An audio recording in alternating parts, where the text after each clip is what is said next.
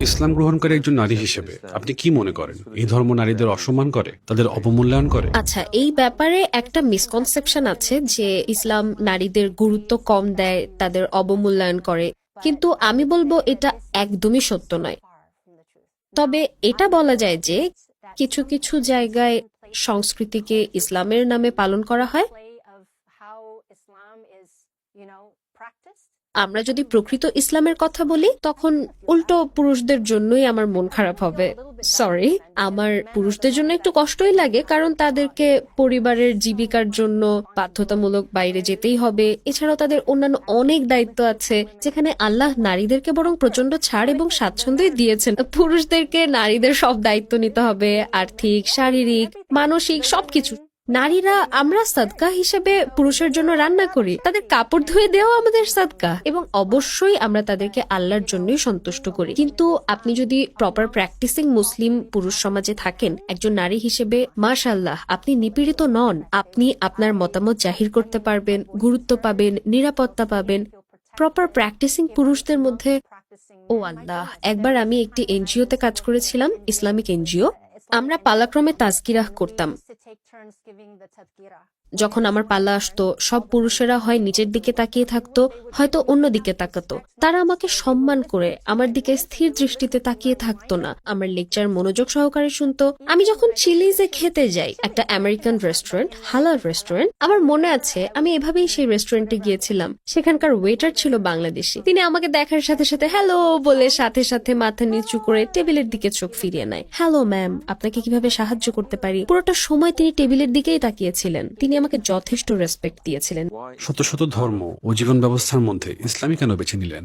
এটাও সবচেয়ে বেশি করা প্রশ্নের মধ্যে একটা, ইসলামী কেন? তো আমার উত্তর শরিয়াহ আইন। এই আইনগুলো আমার পছন্দ।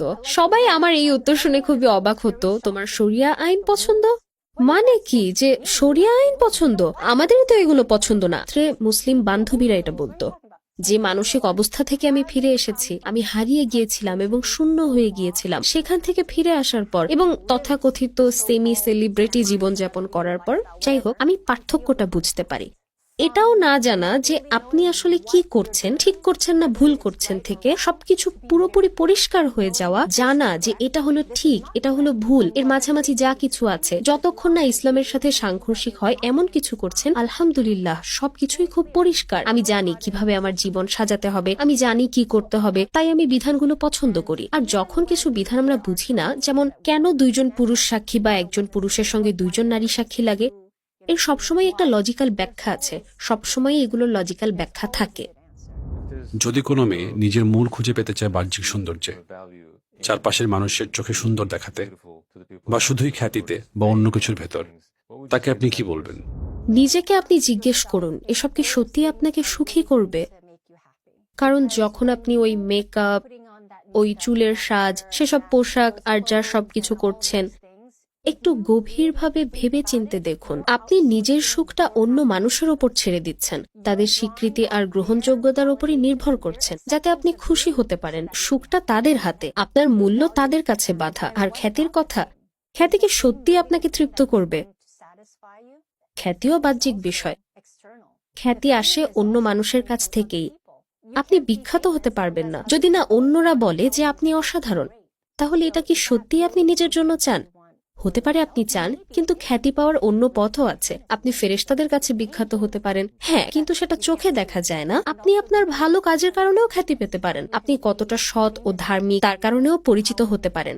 যদি আপনি দাবি করেন আপনার নিজের আত্মবিশ্বাস রয়েছে, আপনার বাহ্যিক যেমনি হোক না কেন আপনি নিজের কথা তুলে ধরতে সক্ষম, আপনি নিজের জন্য গর্ববোধ করতে পারবেন, হ্যাঁ, তাহলে হয়তো বিশ্বাস করব।